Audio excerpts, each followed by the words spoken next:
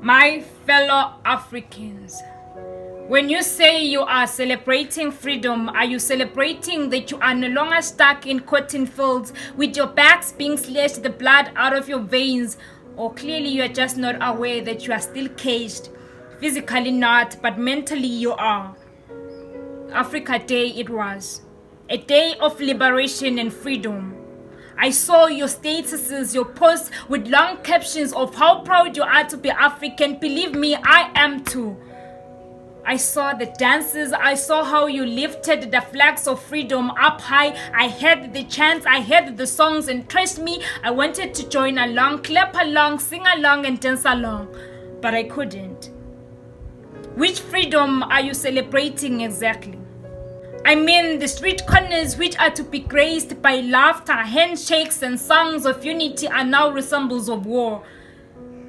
The handshakes have been replaced by weapons. Laughter are the screams of men dying, women being raped, men being burnt alive.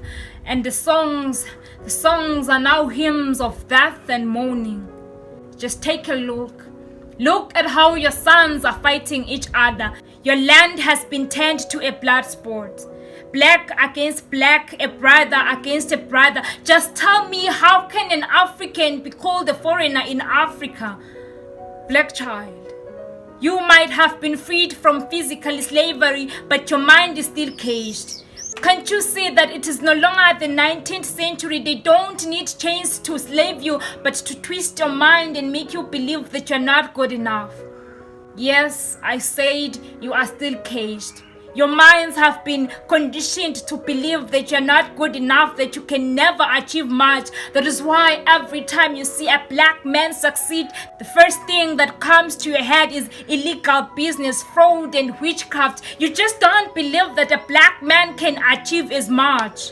Our leaders rush against ruling time and building their own empires. Our countries have been sold for pennies. Doesn't it strike your mind that Africa is the richest continent? We are the ones with the resources, but still we are the ones with millions and millions of people dying in poverty. They relocate to your land and you worship them like kings. But when you relocate to their own, they call you names, they beat you, they treat you like dogs, beat you and drag you down on the streets. They say you are the cause of their problems. I swear it feels like we're being colonized again. Can't you just see, take a look at how they're slowly taking over our resources and our countries? It is sad. It is said that instead of pulling to one direction as a continent, we are just exhausting and exploiting one another. Just look at how we are caged in an education system that does nothing but to exhaust our brains. We spend years being told what to do, how to think. No wonder we have thousands and thousands of graduates nursing their degrees and certificates at home. And then there are those who take pride on how they can't speak their native language.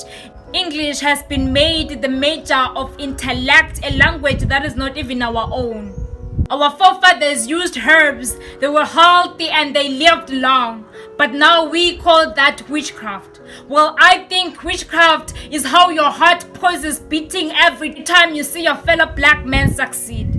Witchcraft is how you rub off your insecurities and your weaknesses on other people just so they can remain at the same level as you are.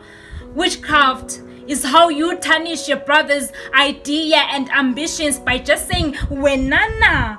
Witchcraft is how you go to a street vendor and bargain for half price when you know that's the only stream of income he has. It is how you call people names just because they are learned and they understand that there is more to life than sitting around tables gossiping about other people. We are caged by hatred and rage. We are caged by the past and stories of our forefathers. The truth is we cannot change the past, but we can change the future. Not individually, but as one, as a continent, as Africans. One day, we can celebrate freedom and liberation that is true. And Africa would be great again.